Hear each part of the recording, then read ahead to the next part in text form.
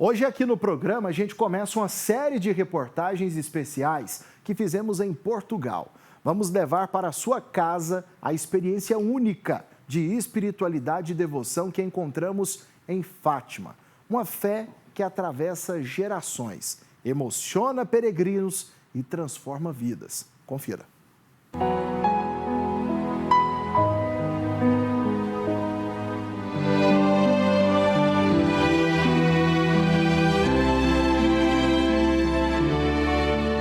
O ano era 1917, em plena Primeira Guerra Mundial, e o Papa Bento XV suplicou a Deus e pediu a intercessão de Nossa Senhora para que o mundo encontrasse a paz.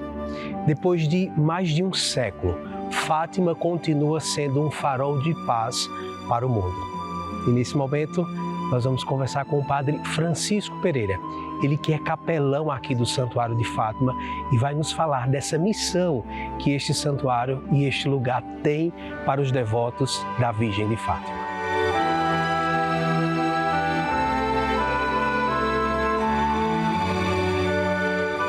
Padre Francisco, mais de um século depois, por que nós podemos dizer que a mensagem de Fátima ela continua sempre atual?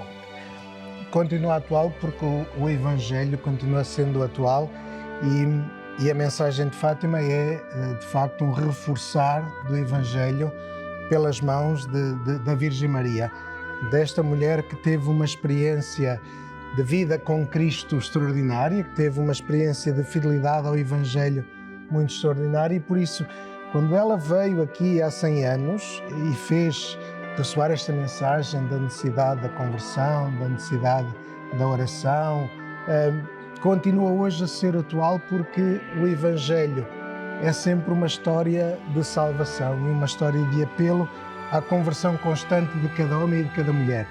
Não é apenas para um tempo, mas é para o presente, porque em todos os momentos há homens e mulheres salvos por Cristo que precisam também de aderir ao Evangelho para poderem, de facto, corresponder ao chamamento de Deus.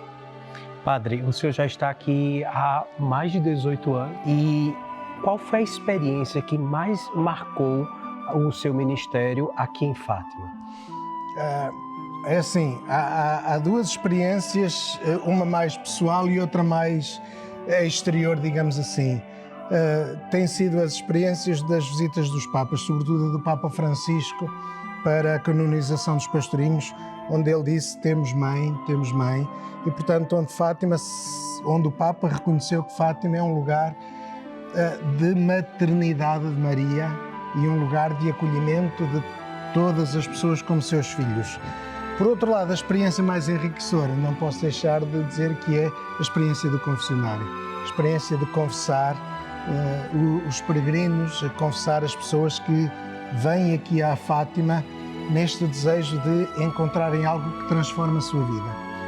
Esta experiência de ser ministro da misericórdia de Deus, ser ministro da graça de Deus, é de facto algo de profundo e que a mim, como padre, me tem tocado muito profundamente. Um dos apelos de Fátima é a oração do Rosário. Como isso pode ser aplicado no cotidiano da vida daqueles que visitam Fátima, daqueles que cultivam a devoção à Nossa Senhora? A oração, Nossa Senhora pediu uma coisa muito simples, que é a oração diária do terço pela paz no mundo. E sabemos que hoje há muitos conflitos no mundo, há muitas guerras, muitas lutas e, portanto, a oração pela paz continua a ser importante. Por outro lado, rezar o terço é a coisa mais fácil de fazer. Podemos rezar o terço enquanto nos preparamos para o início do dia, podemos rezar o terço enquanto tomamos o pequeno almoço, podemos rezar o terço quando vamos ou no nosso carro ou no transporte público para o trabalho ou quando vimos, no intervalinho. 15 minutos, 16 minutos são suficientes para rezar o terço. E o que é que o terço faz? Faz-nos entrar na intimidade com Jesus, à semelhança de Maria, guiados por Maria. Entramos na intimidade de Jesus ao meditarmos nos mistérios da sua vida. E ao rezarmos, entramos nesta comunhão com Deus. Entramos também neste ritmo de deixar que o nosso coração bata ao ritmo do coração de Deus, que o nosso coração bata ao ritmo do coração da história da humanidade.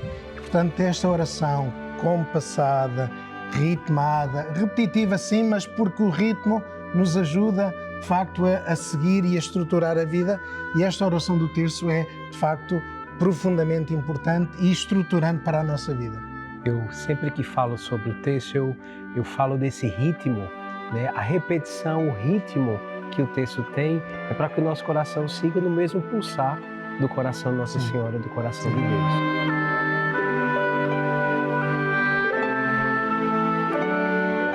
E Padre, nós vivemos em um momento muito crítico, urgente do mundo, né?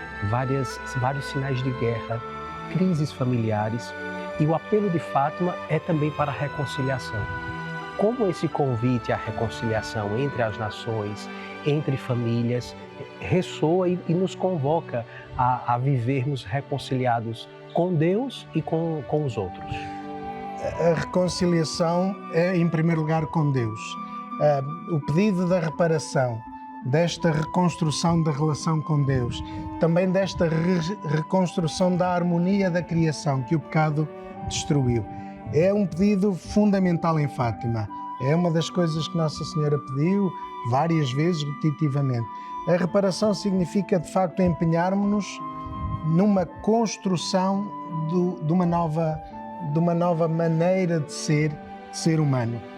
Uma maneira já não focada em nós, no íntimo, no eu, no personalismo, no relativismo, a moral também, muitas vezes, em que não há valores, em que não há nada que dê sustento ao homem. E o que reparamos é que mesmo hoje, já um quarto do século XXI, essa é a grande tentação do homem, é centrar-se em si mesmo, encontrar em si a referência absoluta para o mundo e pensar que é o centro do mundo. E acaba por perceber que isso levou à sua autodestruição. E então a fé cristã em Deus, revelado em Jesus Cristo, que nos é trazido por Maria, é um antídoto para esse vazio existencial, para esse autorreferencialismo, porque nos obriga a olharmos para fora de nós, olharmos para Deus, o Criador. E quando Nossa Senhora apareceu aqui na Cova da Iria, no meio da natureza, no meio da criação, com esta abóbada imensa de céu ou de sol, e quando nos pede para oferecermos sacrifícios pela conversão dos pecadores, portanto, este cuidado pelo outro, cuidado por aqueles que estão fora do nosso âmbito também, aqueles que estão, como disse o Papa Francisco, nas periferias, aqueles que foram expulsos para as periferias, que não são aceitos pela sociedade, ou porque são pobres, ou porque são imigrantes, ou porque são isto ou aquilo. E é o santuário, a mensagem de Fátima, faz-nos de facto ter em conta todos esses. Aquilo que a Santa Jacinta chamava muitas vezes os pobres pecadores, ou seja, coitados, eles não têm outro caminho, eles não conhecem outra realidade, eles não têm outra possibilidade. Se nós pudermos, com o nosso exemplo, ajudá-los a descobrir o amor que Deus tem por eles, a descobrir o amor que a Mãe do Céu tem por eles, de facto, encontramos um outro caminho de sermos verdadeiramente pessoas, de sermos verdadeiramente seres humanos de maneira integral em todos os aspectos, mental, psicológico, físico, afetivo. Tudo isto é dado, ordenado e significado pela relação com Deus. E, portanto, o sentido da reparação, o sentido da conversão é fundamental em Fátima e é atualíssimo, podemos dizer hoje ainda.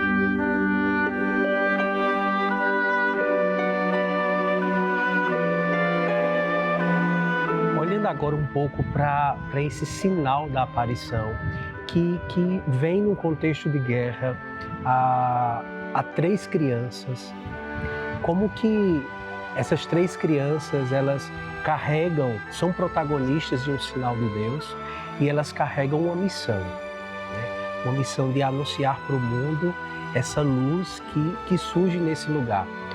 O que é que os pastorinhos têm a nos dizer hoje? Tem-nos a dizer hoje precisamente a importância de uma santidade de tempo regular e habitual, ou seja, a santidade de uma vida normal. Quando o Papa Francisco escreveu sobre a santidade, falou precisamente desta santidade porta a porta. E é isso que os pastorinhos 50 anos antes ainda do Vaticano II, nos ensinam que ser santo é algo ao qual todos os batizados são chamados. Não é apenas uma possibilidade para pessoas escolhidas, para gente de elite ou de importância, mas é uma realidade comum a todos os batizados. Eles mostram-nos que é possível ser santo com a oração diária do terço, que é possível ser santo com os pequenos sacrifícios que nascem da nossa responsabilidade pessoal, que é possível ser santo, de facto, sem sair da sua casa, da sua família, vivendo um amor intenso a Deus naquilo que é uma vida cristã habitual. Missa habitual, oração diária, seja do terço, seja depois também a própria adoração eucarística que os pastorinhos nos ensinam. Então percebemos que, de facto, o ser santo nasce da nossa própria condição batismal e é, de facto, uma possibilidade real e verdadeira. Não é uma utopia, não é algo que Deus nos chama para nos manter enganados e iludidos, mas é, de facto, algo de real que é possível realizar. E, portanto, aqui em Fátima, os peregrinos, ao virem aqui em Fátima, ao sentirem esta experiência de encontro com a Virgem Maria na capelinha, de encontro com Jesus Cristo na Eucaristia, na Capela da Adoração, na própria reconciliação, este encontro no silêncio, na paz, permite-lhes, de facto, entrarem numa vida nova. Permite-lhes perceberem que uma vida nova é possível, que o apelo de Deus a ser santos é, de facto, uma realidade. E, portanto, e tendo a seu lado a caminhar os pastorinhos, pegando naquela visão da terceira parte do segredo, da igreja que sobe o grande Calvário para até em direção à cruz de Cristo, essas pessoas vão dando a vida. E é nesta dádiva de vida, do dia a dia, das tarefas habituais, da família, do cuidado dos filhos, do cuidado com o trabalho, do cuidado com os amigos, mas também tendo em conta a nossa participação no mundo todo, neste mundo vasto que agora, com a vantagem das comunicações sociais, descobrimos imediatamente o que se passa do outro lado do mundo. Sentimos assim, de facto, que estamos na mesma aldeia. Aquilo que é esta aldeia global, de facto, faz-nos sentir próximos uns dos outros. E como estamos próximos, não nos devemos sentir afastados e devemos ter esta preocupação de levar, contribuir para a conversão dos pobres pecadores, de contribuir para que aqueles que não conhecem Cristo possam conhecê-lo e aderir a Ele e todos juntos sermos peregrinos para a casa do Pai. Portanto, este sentido de caminharmos todos em conjunto, da Igreja caminhar em conjunto, o Papa, os bispos, os padres, os religiosos, os consagrados, os leigos, todos são batizados e todos caminham em direção a Cristo. E essa é a importância atual de Fátima, é que de facto este sentido de caminho que se vai fazendo, e a Igreja mudou muito a forma como olha para as coisas desde há 100 anos para cá.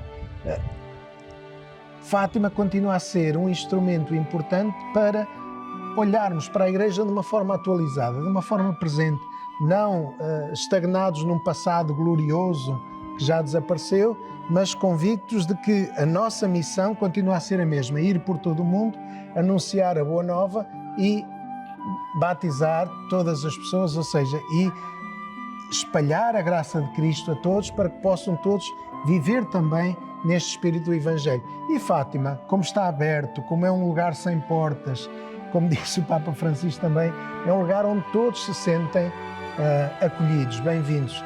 E essa, de facto, também é uma experiência extraordinária de Fátima.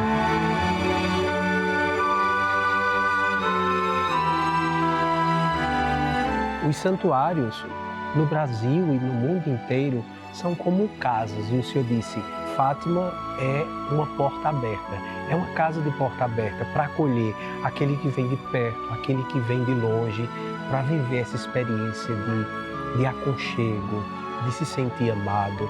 E o Brasil é um país eminentemente mariano, né? A devoção à Nossa Senhora Aparecida e também muitos devotos de Nossa Senhora de Fátima. E eu queria que o Senhor pudesse deixar uma pequena mensagem para os devotos de Nossa Senhora de Fátima que estão no Brasil e que nos assistem nesse momento. A mensagem que deixo é que confiem no poder da Virgem Maria, desta Mãe do Céu que nos foi dada por Cristo, que confiem que o seu imaculado coração é verdadeiramente o refúgio das nossas dores, das nossas tristezas, das nossas frustrações. É um caminho de esperança para chegarmos a Deus. Ela, como mãe, toma-nos pela mão e guia-nos até Cristo e conduz-nos a Cristo. Vai-nos ensinando este caminho de Cristo para podermos encontrar nele a fonte da salvação. E esta é a mensagem. Vindo aqui a Fátima, ou tendo uma imagem de Nossa Senhora de Fátima em sua casa, de facto, com a oração do terço, com este sentido de reparação ao seu Imaculado Coração, possam encontrar o conforto e a proteção da Mãe do Céu. E deixo-vos também a bênção do Senhor Jesus. Que Ele vos abençoe, vos guarde e vos proteja. Em nome do Pai, do Filho e do Espírito Santo.